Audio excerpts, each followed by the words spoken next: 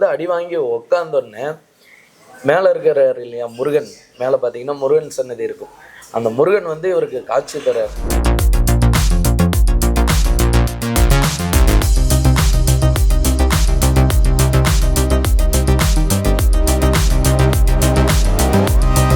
கோயிலுக்கு வந்துட்டு இங்கே குளிச்சுட்டு அதுக்கப்புறமா நம்மளோட நேர்த்திக்கடனை செலுத்தும் போது தீராத தோல் வியாதிகள் எல்லாமே குணமானதா சொல்றாங்க.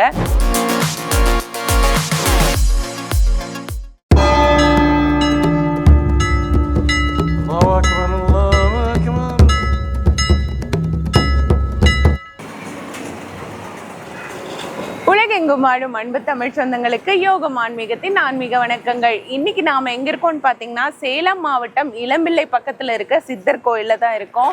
இந்த கோயில் பத்தியும் இந்த கோயில்ல பல அதிசயங்கள் இருக்கு, அதை பத்தியும் பார்க்கலாம் வாங்க.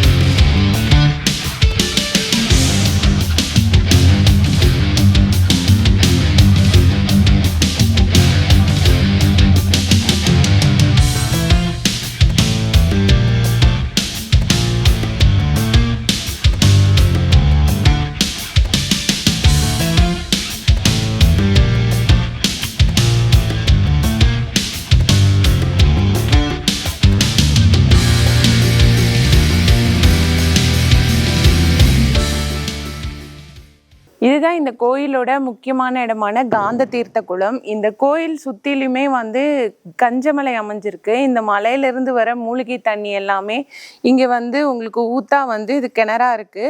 இதுல தான் வந்து நம்மளோட நேர்த்திக்கடன் எதுவா இருந்தாலும் நம்ம இதுல வேண்டிக்கிட்டு நம்ம நேர்த்திக்கடனா வந்து உப்பு மிளகு வெல்லம் போட்டு இதுல நம்ம வழிபடும் போது நம்ம என்ன நேர்ந்துக்கிட்டோமோ அது கண்டிப்பா நடக்கும் அப்படின்னு சொல்றாங்க.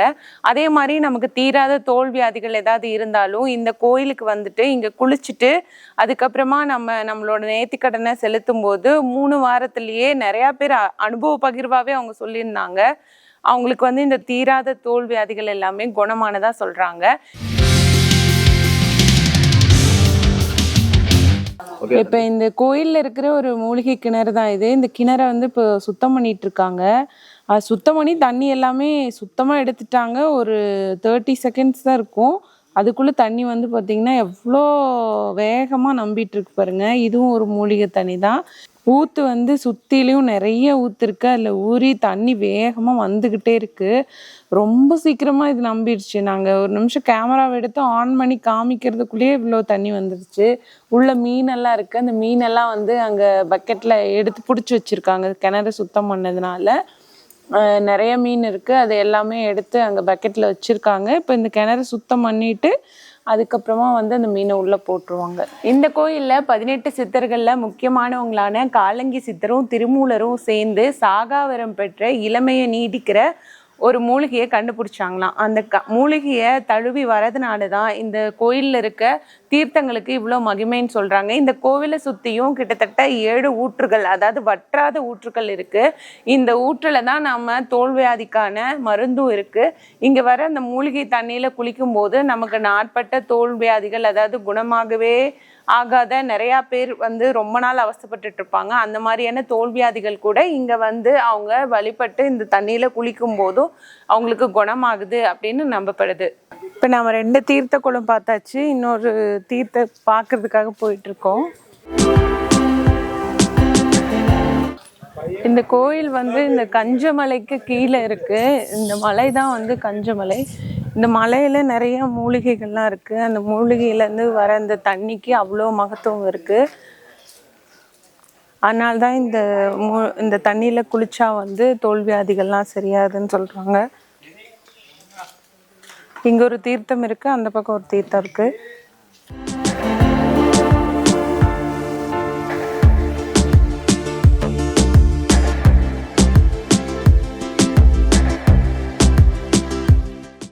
இங்கே வந்து பக்கெட் இருக்கும். நம்மளே வந்து இது ஒரு பக்கெட்டுக்கு 10 ரூபான்னு கொடுத்து நம்ம போயிட்டு அந்த தீர்த்த குடத்துல நம்மளே தண்ணி சேர்ந்து குளிச்சுக்கலாம். ஆண்களுக்கு பெண்களுக்குன்னு தனித்தனியாலாம் இல்லை, எல்லாருமே ஒரே இடத்துல தான் அந்த தீர்த்தத்தை எடுத்து குளிக்கணும். இது மிக பழமையான கோயில்.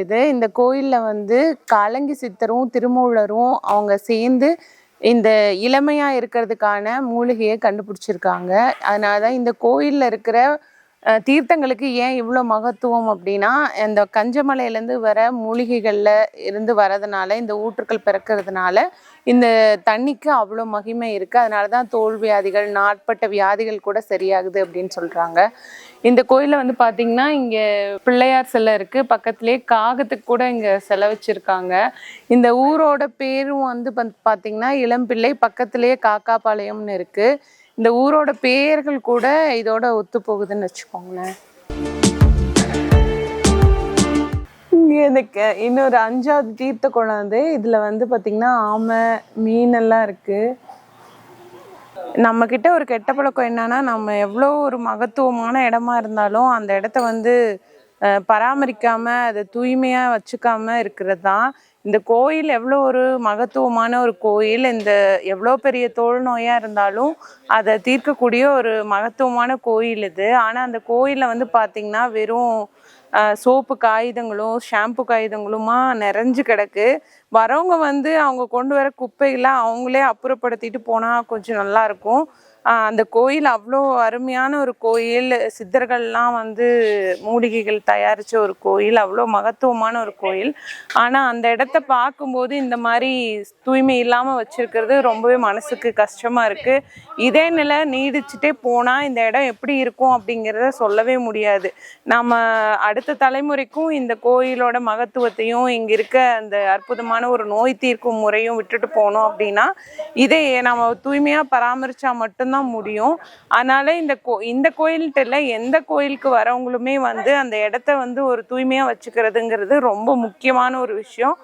இந்த கோயிலையும் இதே மாதிரி தூய்மையாக பராமரித்தா இன்னுமே நல்லா இருக்கும்.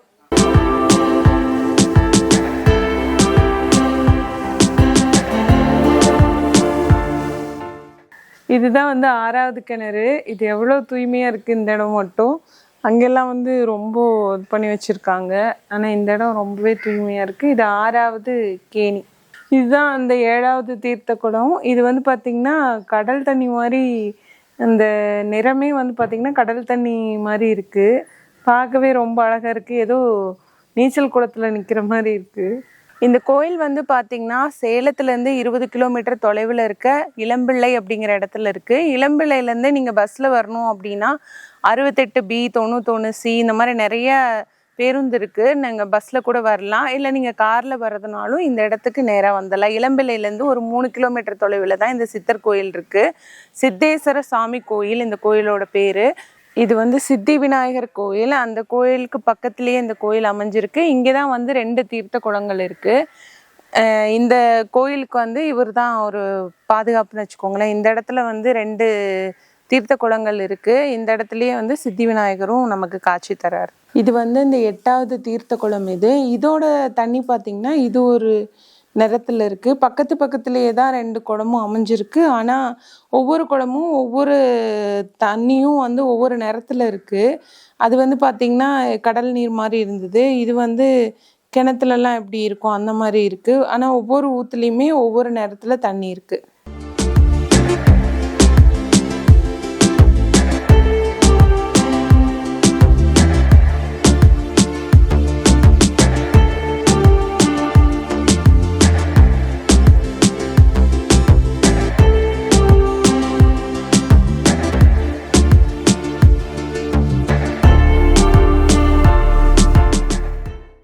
இங்கே கோயில் வளாகத்திலே வந்து பார்த்திங்கன்னா உப்பு, மிளகு, வெல்லம் இது 3ம் கலந்து விற்கிறாங்க. ஒரு பேக்கெட் 10 ரூபாய் தான். நம்ம இதை வாங்கிட்டு குளத்துல வந்து போயிட்டு நம்மளோட வேண்டுதலை வைக்க போகிறோம்.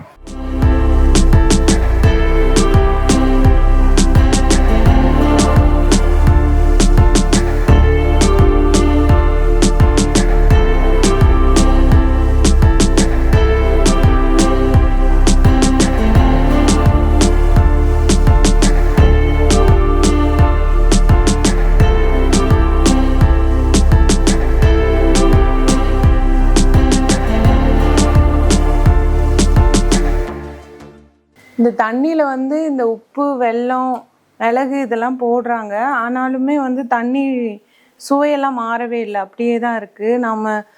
நம்ம வீட்டில் எப்படி தண்ணி குடிப்போமோ அந்த மாதிரி தான் இந்த தண்ணி இருக்குது. உப்போட ஏதோ இல்லை வெல்லத்தோட இனிப்போ அந்த மாதிரியெல்லாம் எதுவுமே இல்லை. ஓ 3 தடவை பண்ணுமா? இந்த உப்பு மிளகு வந்து நம்மளோட கையில் கொட்டிட்டு வலது கையில் கொட்டிட்டு நம்ம தலையை சுற்றி 3 தடவை சுற்றணும்.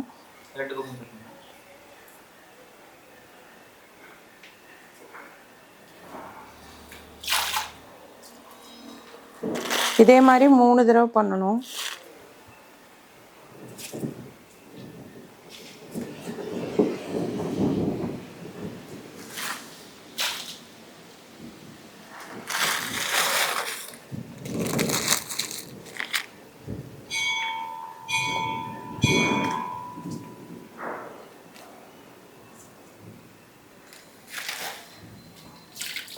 இந்த மாதிரி நம்ம போடும்போது இந்த உப்பு கரையிற மாதிரி நம்மளோட கஷ்டம் எல்லாமே கரைஞ்சு போயிடும்னு நம்புறாங்க.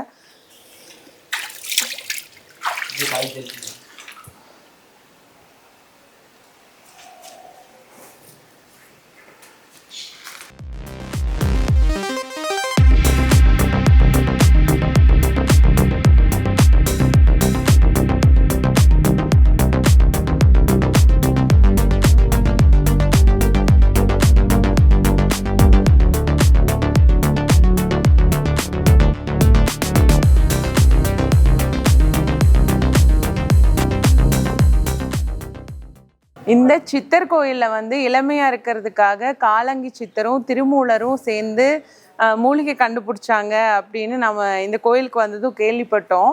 அதுக்கு சான்றாக இருக்கிற மாதிரி ஒரு தம்பி இங்கே இருக்கிறாரு. இவருக்கு வந்து பார்த்தீங்கன்னா எவ்வளோ வயசு இருக்கணும்னு நினைக்கிறீங்க? நான் நினச்சேன் என்னோட பையன் வயசாக இருக்கும், ஒரு 10வது 11வது படிப்பார் அப்படின்னு நினச்சேன். ஆனால் உங்களுக்கு எத்தனை வயசு தம்பி? 28 வயசு ஆகுதான். ஆனால் நம்பவே முடியல. இந்த கோயிலுக்கு வந்தால் இளமையோடு இருக்கலாம் அப்படின்ற மாதிரி இந்த தம்பி வந்து இங்கேயே இருக்க உழவார பணிகள்லாம் செய்கிறாரு. கோயிலுக்கு சேவை செஞ்சுட்டு இங்கே இருக்காரு. ஆனால் இவர் பார்த்தா இன்னும் இளமையோட 28 வயசு ஆகுதுங்கிறாரு. ஆனால் பார்த்தா ஒரு 16 வயசு மாதிரி தான் இருக்காரு. இவரே வந்து இந்த கோயிலுக்கு ஒரு என்ன சொல்றது, இந்த கோயிலோட மகத்துவத்தை காட்டுற மாதிரி இருக்காருன்னு வச்சுக்கோங்களேன். தம்பியோட பேர் பழனிசாமி. இந்த சித்தேஸ்வர் சுவாமி கோயிலோட ஆலய அர்ச்சகர் நம்ம கூட இருக்காரு. இந்த கோவிலை பத்தி அவர்கிட்ட கேட்டு தெரிஞ்சுக்கலாம். வாங்க. வணக்கம். வணக்கம் மேடம். இந்த கோயில் பத்தியும் இதோட மகிமைகள் பத்தியும் கொஞ்சம் சொல்றீங்க மேடம்? இந்த இடம் பார்த்தீங்கன்னா ஃபஸ்ட்டு வந்து கஞ்சமலை காலாங்கி சித்தேஸ்வர சுவாமி திருக்கோயில்னு இந்த இடத்துக்கு சொல்லுவாங்க. கஞ்சமலை அப்படிங்கிறது இந்த மலை தான். முன்ன நம்ம ஒரு ஊருக்கு போனோம் அப்படின்னா அந்த இடத்துல வந்து ஒரு ஊர், அப்புறம் அங்கே உள்ள தீர்த்தம், அப்புறம் வந்து அங்கே உள்ள மூர்த்தினா இறைவன், இதை 3ஐயும் தான் நம்ம மெயினாக பார்க்கணும். இதுதான் அந்த ஊருக்குரிய ஒரு சிறப்பு. அப்படிங்கும்போது இந்த ஊருடைய பெருமை அப்படின்னு பார்க்கும்போது பார்த்திங்கன்னா இது வந்து கஞ்சமலை. கஞ்சன் அப்படின்னா பார்த்திங்கன்னா பிரம்மா, தங்கம், தாமரை, இரும்பு, இது 5ஐயுமே குறிக்கக்கூடிய சொல் வந்து கஞ்சன் அப்படிம்பாங்க. எதற்காக இந்த மலைக்கு கஞ்சன் மலைன்னு பேர் வந்துன்னு பார்த்தீங்கன்னா 18 சித்தர்களும் இந்த தென்னாட்டை நோக்கி வராங்க. இந்த பூமிக்கு வராங்க. தமிழ்நாட்டில் இந்த பகுதிக்கு வரும்போது பார்த்திங்கன்னா அப்போ அவங்க தேடி வந்த ஒரு ஆதாரமாக எந்த ஒரு மூலிகையுமே கிடைக்காது. அவங்க மூலிகை தேடி தான் வராங்க. அப்போ பார்த்திங்கன்னா அவங்க தேடி வந்ததுக்கு ஆதாரமாக எந்த ஒரு மூலிகையுமே இங்கே கிடைக்காது. அப்போ என்ன பண்ணுறாங்க அப்படின்னா 18 சித்தர்களும் பிரம்மாவை நினச்சி தவறுக்கிறாங்க. ஏன்னா உருவாக்கக்கூடியவர் பிரம்மா தான், படைக்கக்கூடியவர் பிரம்மான்னு நமக்கு எல்லாத்துக்குமே தெரியும். அப்படி பிரம்மாவை நினச்சி தவறுக்கும் போது பிரம்மா சித்தர்களுடைய தவத்துக்கு மெச்சு என்ன வர வேணும்னு கேட்குறார். அப்போ நாங்கள் தேடி வந்த ஆதாரமாக எந்த ஒரு மூலிகையுமே இல்லை அப்படின்னு சொல்லும்போது அப்போ பிரம்மா இந்த மலையை உருவாக்குறார். பிரம்மா உருவாக்கப்பட்டதுனால இந்த மலைக்கு கஞ்சன் மலையனும். அதே மாதிரி பார்த்திங்கன்னா இங்கே இரும்பு தாதுகள், கனிம வளம் வந்து அதிகமாக இருக்கும். இந்த ஏரியாவில் பார்த்திங்கன்னா கனிம வளம், இரும்பு சத்து தான் அதிகமாக இந்த மண்ணில் கிடைக்கும். கனிம வளம் அதிகமாக இருக்கிறதுனால இந்த மலைக்கு கஞ்சன் மலையனும். அதே மாதிரி பார்த்திங்கன்னா இங்கே வந்து 18 சித்தர்களும் தங்கத்தை வந்து தயாரித்தாங்க, உற்பத்தி பண்ணாங்க.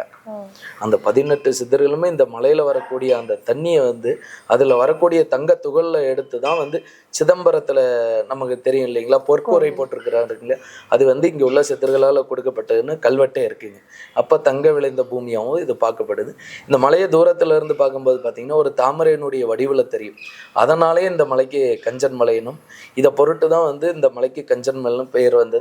அப்போ 18 சித்தர்களும் என்னன்னா பிரம்மா உருவாக்கணும்னா அவங்களுக்கு தேவையான மூலிகைலாம் எடுத்துக்கிறாங்க. அப்போ இந்த மலை பார்த்திங்கன்னா ஒரு மூலிகை வனம் தான். அப்போ 18 சித்தர்களும் அவங்களுக்கு தேவையான மூலிகையை எடுத்துகிட்டு போகும்போது இங்கே இருக்கக்கூடியவர் வந்து பார்த்திங்கன்னா காலாங்கிநாதர்னு, கஞ்சமலை காலாங்கிநாதர்னு சொல்லுவாங்க. பழனி போருடைய குருநாதர், திருமூலருடைய சீடர், திருமந்திரத்தில் பாடல் பெற்ற ஸ்தலம்னு வைங்களேன். அப்போ என்னன்னு பார்த்தீங்கன்னா திருமூலருடைய சீடராக இவர், திருமூலரும் இவர் காலாங்கிநாதரும் பார்த்தீங்கன்னா இங்கே வந்து இந்த உடலை விட்டு உயிர் நீங்காத மூலிகை. இன்றைக்கி சித்தர்களுடைய ஆராய்ச்சியை பார்த்தீங்கன்னா என்னன்னு பார்த்தீங்கன்னா நம்மளுடைய உடம்பு இறந்ததுக்கப்புறம் வந்து இந்த உடம்புக்கு வந்து அழிவு வந்துடுது, ஆனால் ஆன்மாவுக்கு வந்து அழிவு கிடையாது. அப்போ வேற ஒரு உடம்பை தேடி தான் அந்த ஆன்மா போகும். அதை தான் மறுபிறவி, நம்ம திரும்ப திரும்ப அந்த பிறவியை எடுத்துக்கிட்டே இருப்போம். ஆனால் ஒரு உடம்புல நீண்ட நாள் எப்படி வாழணும் அப்படிங்கிறது தான் அவங்களுடைய ஆராய்ச்சி. அதை தான் நம்ம இன்றைக்கி சித்த மருத்துவம்னு சொல்கிறோம். அப்போ பார்த்தீங்கன்னா அதில் ஒரு வகையை சேர்ந்தது தான் இந்த தன் சரீரத்தை வந்து எப்படின்னா நம்ம சாப்பிட்டு நீண்ட நாள் சாகாமல் இருக்கணும் அப்படிங்கிறதுக்காக அங்கே ஒரு மூலிகை, அதை தான் நம்ம சஞ்சீவி மூலிகைன்னு சொல்கிறோம் இல்லைங்களா, அந்த மூலிகையை தேடிட்டு தான் இவங்க இருக்கிறாங்க. இவங்க 2 பேர் மட்டும்தான், மீதி எல்லாரும் அவங்களுக்கு தேவையான கிடைச்சுன்னு போகிறாங்க. திருமூலரும் இந்த காலாங்கிநாதரும் அந்த மூலிகையை தேடிட்டு இருப்பாங்க. அப்போ பார்த்தீங்கன்னா திருமூலர் வந்து குருநாதர், இவர் வந்து சீடன். அவருக்கு என்னென்ன பணிகள் தேவையோ அதை வந்து இவர் செஞ்சு வைப்பார். ஒரு குருவுக்கு என்னென்ன தேவையோ அதை வந்து எல்லாமே இவர், ஏன்னா பார்த்தீங்கன்னா அப்போ ஒரு சின்ன பையன்தான். அப்போ சின்ன பையனாக இருக்கும்போது அவர்கிட்ட கற்றுக்கிட்டு இருக்கும்போது அவருக்கு என்ன தேவையோ அதை வந்து இவர் செஞ்சு கொடுக்கறது தான் இவருடைய முதல் பணி. அப்படிங்கும்போது அப்போ என்னென்னா திருமூலர் வந்து அந்த மூலிகையை தேட போயிடுவார். இவர் அவருக்கு எல்லா பணிவிடையும் செஞ்சுக்கிட்டு இருப்பார். அப்போ பார்த்தீங்கன்னா திடீர்னு ஒரு நாள் சாதம் பண்ணும்போது சாப்பாடு பொங்கி வரும். அப்போ விறகு அடுப்பில் தான் சமைப்பாங்க. அப்படி பொங்கி வரும்போது பார்த்தீங்கன்னா அந்த சாப்பாட்டை கிளறதுக்காக பக்கத்தில் உள்ள ஒரு கிளையை உடச்சி அவர் அந்த சாப்பாட்டை கிளறுவார் வழக்கம் போல். ஆனால் அன்னைக்குன்னு பார்த்து சாப்பாடு கருப்பாயிரும். கருப்பான சாப்பாட்டை எப்படி குருவுக்கு கொடுக்கறது, கீழே கொட்டினாலும் தெரிஞ்சிருமேன்ட்டு இவரே எல்லாத்தையும் சாப்பிட்ருவார். சாப்பிட்டதுக்கப்புறம் திரும்ப ஃப்ரெஷ்ஷாக சமைச்சு வச்சுருவார். குருநாதர் வருவார். வந்தோடனே என்னுடைய சீடனை பார்த்தியா அப்படின்னு தான் கேட்பார். என்னடா குருவுக்கு தன்னை அடையாளம் தெரியல அப்படிங்கும்போது தான் தான் வந்து மாறினதை உணர்றார். அது வரலுமே அவருக்கே அது தெரியல. அப்போ நான் தான் அப்படின்னு சொல்லும்போது எப்படி இந்த மாதிரி இளமையான அப்படிங்கும்போது அவர் வந்து ஒரு சிறு வயதுல இருந்து கொஞ்சம் பெரியவனாக இருக்கும்போது அப்போ அவர் திரும்ப அந்த இளமைக்கு வந்துடுறார். அப்போ நடந்தது எல்லாத்தையும் சொல்கிறார். சொல்லும்போது இந்த பாக்கியம் உனக்கு கிடைச்சதுனால நீ இந்த மலையில் இருந்துட்டு வான்னு திருமூலர் கிளம்பிடுறார். அதுக்கப்புறம் அவருடைய பேச்சை கேட்டு இங்கே பல ஆயிரம் ஆண்டு காலம் இங்கே தான் வாழ்கிறார். அவர் தான் காலாங்கிநாதர். காலாங்கிநாதர் காலத்தை தன்னுள் அடக்கி அங்கமாக கொண்டவர், சாகாவரத்தை பெற்றவர் என்று மார்க்கண்டேயர் சொல்கிறோம் இல்லைங்களா. அதே மாதிரி தான் அந்த மூலிகையை சாப்பிட்டதுக்கப்புறம் நிறைய திரை முதிர்வு எல்லாத்தையும் கடந்துடுறார். இப்போ ஒரு குழந்தை இருக்குன்னா நகை வளரணும், முடி வளர்ந்தால் தான் அதனுடைய வளர்ச்சியை நம்ம புரிஞ்சிக்க முடியும். எதுவுமே வளரல இருக்கிறபடி இருக்கிறாங்கன்னா அவங்களுடைய வயதை நம்ம கணக்கிடவே முடியாது. அந்த போல தான் இவர் அந்த மூலிகையை சாப்பிட்டதுக்கப்புறம் சிறு பிள்ளையாகவே இருக்கிறார். அப்போ இந்த மலையில் தான் அவர் வாழ்கிறார். அவர் வாழ்கிறம்போது பார்த்தீங்கன்னா இங்கே உள்ள மாடெல்லாம் மேய்க்கிறாங்க இல்லையா. அப்போ இங்கே மாடு மேய்க்கும் போது அந்த மாட்டினுடைய மடியில் வாய் வச்சு பால் குடிக்கிறது, இங்கே உள்ள பழங்களை உண்டு வாழ்கிறது, இப்படி தான் அவருடைய காலத்தை வீணாக்குறார். அதே மாதிரி பார்த்தீங்கன்னா கூட அந்த பசங்களாக இருப்பாங்க, அவங்களோட விளையாடுறது. அந்த சிறு பிள்ளைக்கு என்ன குணம் இருக்குமோ அதே குணம் தான் இவருக்கு இருக்கும். அப்போ என்ன ஆகுன்னு பார்த்தீங்கன்னா ஒரு நாள் அந்த மாட்டில் இருந்து பால் குடிக்கிறப்ப அந்த மாட்டுக்காரங்க பார்ப்பாங்க, என்னடா டெய்லி ஒரு மாட்டில் பால் குறையுதுங்கும்போது அப்போ ஒளிந்திருந்து பார்க்கும்போது பார்த்தீங்கன்னா ஏதோ ஒரு சின்ன பையன் குடிக்கிறான்னு, அவங்களுக்கு சித்தர் ஞானின்லாம் தெரியாது, ஏதோ ஒரு சிறு பையன் நினச்சி அடிச்சிருவாங்க. அந்த அடியை வாங்கிட்டு வலியை தாங்காமல் தான் மேலே இருந்தார். அது வரலும் மேலே இந்த கஞ்சமலைக்கு நேராக பார்த்தீங்கன்னா கருங்காலிக்காடு இந்த மலை ஏறி இறங்கினோடனே 2வது மலையில் அங்கே தான் அவருக்கு இன்னமும் கோயில் இருக்குது. இதே மாதிரி சின்ன கோயிலாக அங்கே வாழ்ந்துக்கிட்டு இருந்தவர் அந்த அடியனுடைய வலியை தாங்காமல் கீழே வந்து உட்கார்றார். அவர் உட்கார்ந்த இடம் தான் இந்த இடம். இன்னமும் அந்த அடி வாங்கின தழும்பு முதுகில் இருக்கும் அவருக்கு, சுவாமிக்கு இன்னமும் இருக்கும். அப்போ என்ன ஒன்று பார்த்தீங்கன்னா இவர் வந்து அடி வாங்கி உட்காந்தோடனே மேலே இருக்கிறார் இல்லையா முருகன், மேலே பார்த்தீங்கன்னா முருகன் சன்னதி இருக்கும். அந்த முருகன் வந்து இவருக்கு காட்சி தர்றார். அதை தான் வந்து கந்தகுரு கவசத்தில் ஒரு வரி சொல்லியிருப்பாங்க, கஞ்சமலை சித்துகுரோ கண்ணொலியாய் வந்திடுவீர். அதுக்கு என்ன அர்த்தம்னா கஞ்சமலை சித்தருக்கு அறிவு கண்ணை திறக்க அறிவு ஒளியாய் கண்ணொலியாய் அறிவு கண்ணை திறக்கிறதுக்காக அவர் வந்திருப்பார். என்னன்னு பார்த்தீங்கன்னா மேலே இருக்கக்கூடிய முருகன் பேரும் வந்து ஞான சத்குரு பாலமுருகன் தான். ஞானத்தை இவருக்கு உபதேசம் பண்ணதுனால, ஞானத்திற்கு குருவாக விளங்கியதுனால ஞான சத்குரு பாலசுப்ரமணியர். அப்போ என்னன்னு பார்த்தீங்கன்னா மேலே இருக்கக்கூடியவரும் வந்து ஒரு குழந்தை தான். ஒரு குழந்தைக்கு ஒரு குழந்தையாக சொன்னால் தான் கேட்பாங்க, நம்ம சொன்னோம்னா புரியாது அவங்களுக்கு. அப்போ அந்த குழந்தை வடிவத்திலே வந்து முருகன் வந்து இவருக்கு உபதேசம் பண்றாரு. இப்படி முருகப்பெருமானுடைய பேச்சை கேட்டு நீ எவ்வளவு பெரிய யோகி, உன்னுடைய காலத்தை வீணாக்காத, ஒரு சாகாவரத்தை பெற்றுட்டா அதை பயனுள்ளதா ஆக்கணும். முருகன் வந்து இவருக்கு உபதேசம் அறிவு கண்ணை திறந்ததுக்கு அப்புறம் சிவபெருமான் நினைச்சு பல ஆண்டு காலம் இங்க தவம் இருக்கிறார். அப்படி தவம் இருக்கும்போது பாத்தீங்கன்னா அமாவாசை அன்னைக்கு சிவபெருமான் காட்சி தர்றார். என்ன வரம் வேணும் அப்படின்னு கேட்கிறார். நான் திரும்ப இதே மாதிரி எந்த ஒரு ஆசாபாசங்களுக்கும், ஏன்னா பாத்தீங்கன்னா இந்த 18 சித்தர்கள்ல வந்து கூடு விட்டு கூடு பாயறதுல இவர் தான் கை தேர்ந்தவர். பிற தேசங்களுக்கு போறது, இந்த மாதிரி நிறைய விஷயத்துல பாத்தீங்கன்னா காலாங்கிநாதர் வந்து ஒரு முன்னோடியா இருப்பார். அப்போ பார்த்தீங்கன்னா அவர் வந்து நான் இந்த மாதிரி எந்த ஒரு ஆசாபாசங்களுக்கும் போகாமல் எனக்கு சிவமே போதும், உங்களையே நினைத்திருந்தா போதும் அப்படிங்கும் போது அப்போ சிவபெருமான் அமாவாசை அன்னைக்கு என்ன சொல்கிறாரு அப்படின்னா, என்ன தரிசனம் பண்ணால் என்ன பலன் கிடைக்குமோ அதே பலன் உன்னை தரிசனம் பண்ணாலும் கிடைக்குன்னு சுவாமி தனக்கு நிகரான வரத்தை கொடுக்குறார் சிவபெருமான். அதனால தான் சித்தருக்கு பின்னாடி ஈஸ்வரர்னு சேர்த்து சித்தேஸ்வரர். அப்போ அந்த மாதிரி ஒரு ஈஸ்வர பட்டம் வாங்கினதுப்பா யாருன்னு பார்த்தீங்கன்னா ராவணேஸ்வரன், சனீஸ்வரன், இவங்கெல்லாம் வந்து ஈஸ்வருக்கு நிகரான வரத்தை வாங்கினவங்க. காரணம் என்னன்னா, வரம் கொடுத்தவங்க தலையிலேயே கை வைக்க போறியான்னு சனீஸ்வர பகவானுக்கு. அப்போ சிவனே அவருக்கு மறைந்து போய் ஒளிஞ்சுப்பார். அந்த மாதிரி தனக்கு நிகரான அன்பால தனக்கு நிகரான வரத்தை கொடுக்கும்போது அப்போ சிவபெருமானே இங்கே ஒரு சித்தர் உருவத்தில் இருக்கிறதா ஐதீகம். அதுவுமே சித்தர்னா நம்ம தாடி ஜடா முடியெல்லாம் இல்லாமல் ஒரு குழந்தைனுடைய வடிவத்தில் பார்க்கறது ரொம்ப மிக அருமையான விஷயம். அதே மாதிரி என்னன்னு பார்த்தீங்கன்னா, ஒரு குழந்தைகிட்ட நம்ம அன்போட எதை கேட்டாலுமே கொடுத்துருவாங்க. ஒரு குழந்தை இருக்கு இங்கே வாக்குன்னா வருவாங்க, வாடான்னு மிரட்டினோம்னா நம்மளை விட்டு பயந்து விலகிட்டே இருப்பாங்க.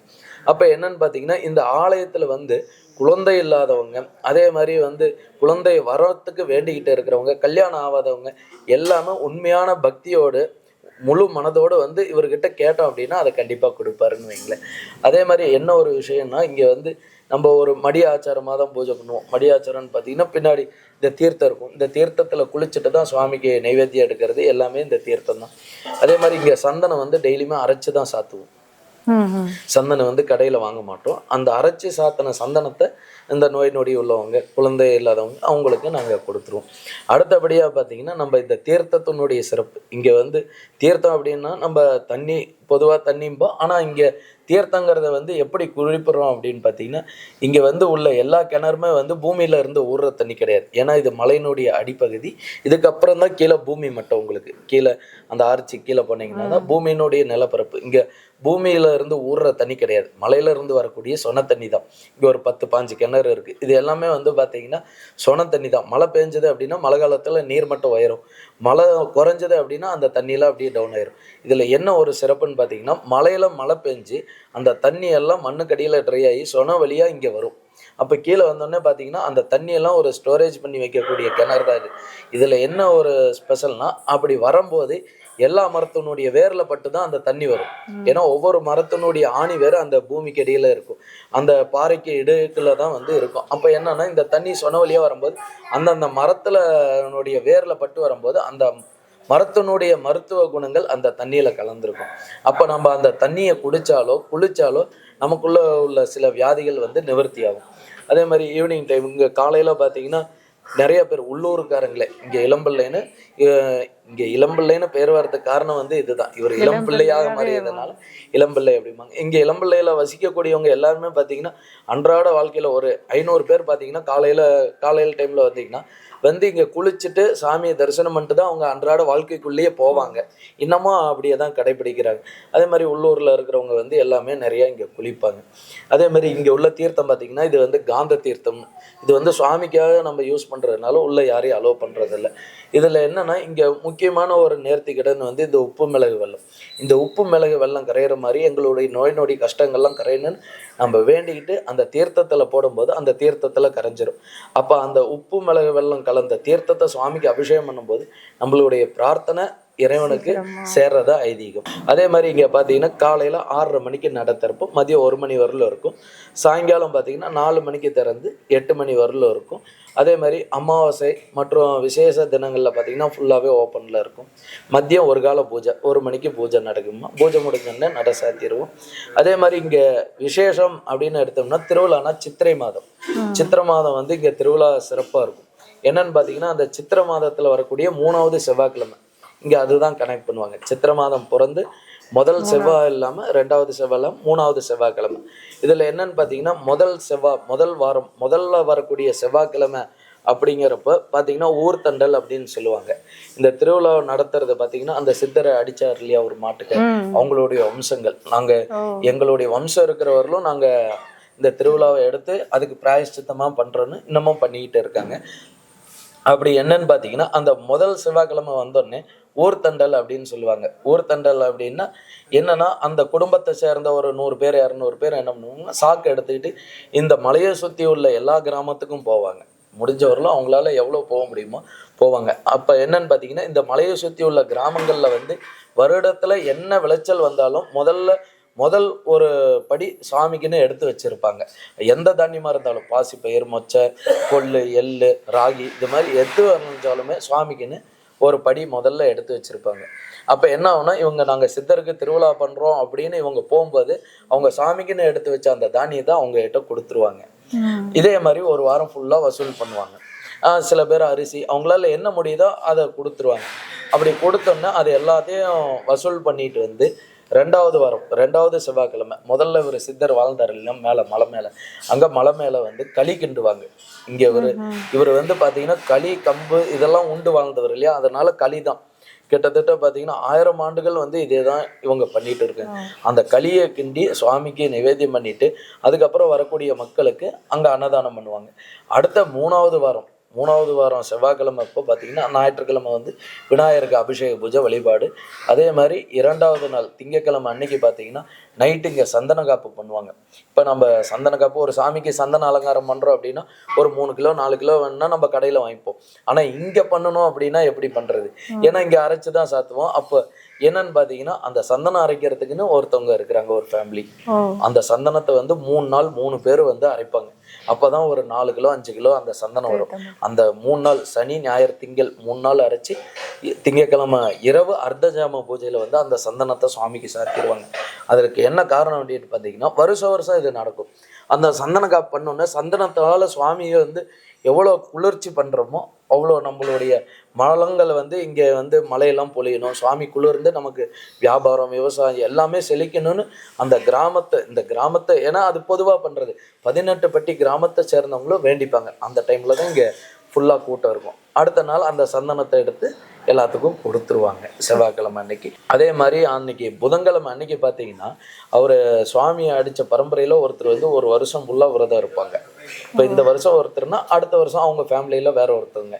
அப்படி என்னன்னா அந்த ஒரு வருஷம் வந்து அவங்க விரதம்னா நான்வெஜ்லாம் சாப்பிட மாட்டாங்க. கொஞ்சம் சுவாமிக்கு பக்தியோடு இருந்து முடியெல்லாம் விட்டுட்டு இருப்பாங்க. அப்படி என்னன்னு பார்த்தீங்கன்னா அவங்கள சாயங்காலம் அவங்கள சுவாமிக்கு நேராக உட்கார வச்சு அவங்களுக்கு மொட்டை அடித்து சித்தர் எப்படி இருக்கிறாரோ அது போல் அவங்களுக்கு சந்தனம்லாம் பூசி சுவாமியினுடைய மாலை, சுவாமிக்கு சாத்தின வில்வ மாலை, துண்டு, சந்தனக்கட்டை, இதை 3ஐயும் கொண்டு அவங்கள அடிப்பாங்க.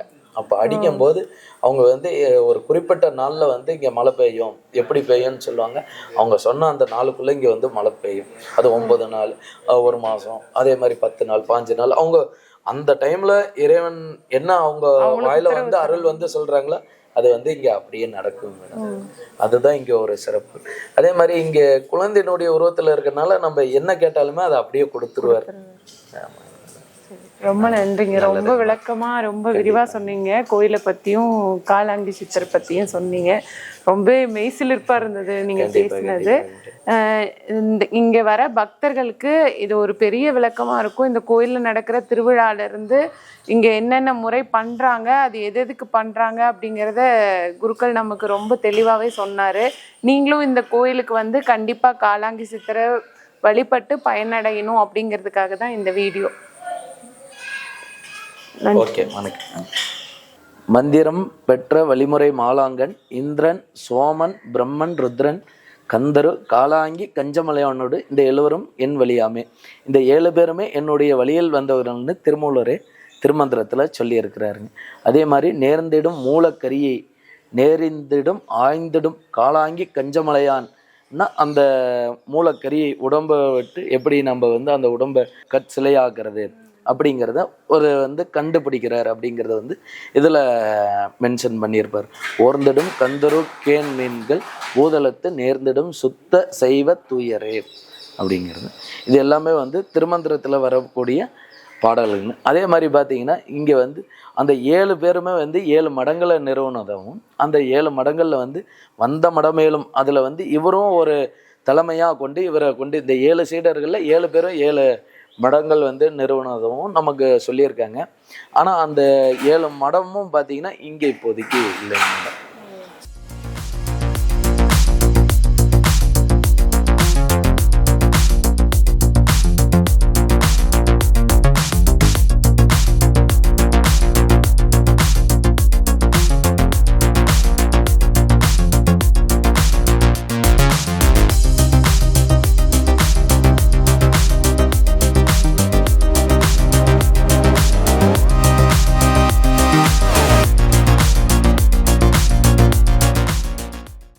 நாம சேலம் மாவட்டம் இளம்பிள்ளை பக்கத்துல இருக்க கஞ்சமலை சித்தர் கோயிலை பத்தி பார்த்தோம். அந்த கோயில் பக்கத்திலேயே அமைஞ்சிருக்கிறதா ஞான சர்க்குரு பாலமுருகன் திருக்கோயில். இந்த கோயிலை பத்தி நம்ம கீழே குருக்கள் நமக்கு விரிவா சொல்லியிருந்தாரு. இந்த முருகன் தான் வந்து காலாங்கி சித்தருக்கு அறிவு ஞானம் கொடுத்ததுனால இந்த கோயிலோட பேரே வந்து பாத்தீங்கன்னா ஞான சர்க்குரு பாலமுருகன் அப்படின்னு சொல்றாங்க. இந்த கோயிலுக்கு பல சிறப்புகள் இருக்கு. இந்த கோயிலுக்கு வரவங்களுக்கு திருமண தடைகள் நீங்கி அவங்க வேண்டிக்கிட்டது கண்டிப்பா நடக்கும் அப்படின்னு சொல்றாங்க. இந்த கோயிலை பத்தி பார்க்கலாம் வாங்க.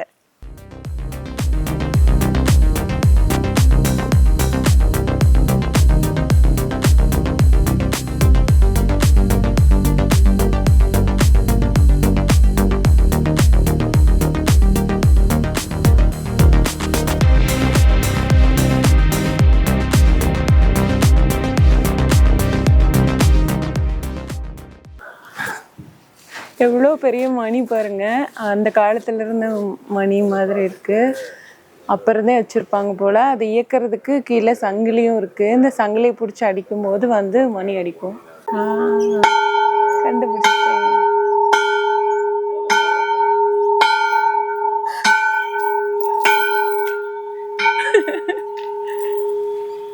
இப்போ கோயில் சுத்தியும் பார்த்தோம் அப்படின்னா இது சின்ன குன்று தான். இந்த குன்றுல இருந்து பார்க்கும்போது இந்த மலை எல்லாமே ரொம்ப அழகா தெரியுது. ஏற்காடு மலை, இந்த பக்கம் இருக்கிற மேற்கு தொடர்ச்சி மலை, இது எல்லாமே ரொம்ப அழகா தெரியுது. இப்போ அதுவும் மழை பெஞ்சு ரொம்ப இயற்கையோட இருக்கிறனால பச்சை பசேல்னு பார்க்கறக்கே கண்ணுக்கு ரொம்ப குளிர்ச்சியா இருக்கு.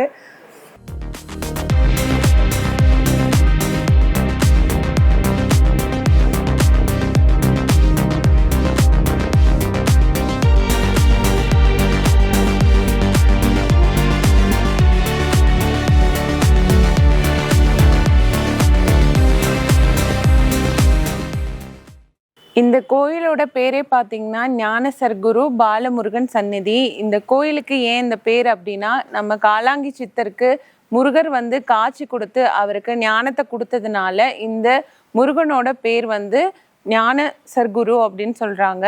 அதே மாதிரி பாலமுருகன் அப்படிங்கிறது ஏன்னு கேட்டிங்கன்னா, காலாங்கி சித்தர் இளமையாவே அவர் காலம் முழுக்க இருந்ததாகவும், அவருக்கு அந்த இளமை காலத்துல ஒரு குழந்தை மாதிரி துருதுருன்னு இருந்ததுனால அவருக்கு குழந்தை வடிவிலேயே வந்து முருகன் ஞானத்தை கொடுத்ததுனால இந்த கோயிலுக்கு அந்த சிறப்பு இருக்கு. அதே மாதிரி உங்களோட குழந்தைங்க படிக்கல, இல்லை குழந்தைங்க ரொம்ப மந்தமா இருக்காங்க அப்படிங்கிறவங்க இந்த கோயிலுக்கு வரும்போது அவங்களுக்கு அந்த ஞானம் கிடைக்கும், அவங்களுக்கு கல்வி அறிவுல இருந்து மற்ற எல்லா அறிவும் கிடைக்கும் அப்படின்னு இங்க இருக்கவங்க நம்புறாங்க. என்ன நேயர்களே, இந்த கஞ்சமலையில இருக்க இந்த பாலமுருகன் சந்நிதியை பத்தியும் இந்த காலாங்கி சித்தரோட வரலாறுகள் பத்தியும் பார்த்தோம். இந்த அற்புதமான மகத்துவமான இந்த தீர்த்தத்துல குளிச்சா நமக்கு சகலவிதமான தோல் நோய்களும் நீங்கும் அப்படிங்கிறத பற்றியும், நம்ம குழந்தைங்க மந்தமாக இருந்தாங்க, இல்லை படிப்பறிவு கம்மியாக இருந்தது, அவங்க சரியாக படிக்கலை அப்படின்னா இந்த கோயிலுக்கு வந்தோம் அப்படின்னா அவங்களுக்கு ஞானத்தை கொடுக்கக்கூடிய ஞான சர்க்குருவா பாலமுருகன் இருக்காரு. நீங்களும் இந்த கோயிலுக்கு வந்து பயனடையணும் அப்படிங்கிறதுக்காக தான் இந்த வீடியோ. இன்னும் இது மாதிரி இன்னொரு வீடியோவில் உங்களை சந்திக்கும் வரை உங்களிடமிருந்து விடைபெறுவது உங்கள் மைவிழி தமிழச்சி. நன்றி, வணக்கம்.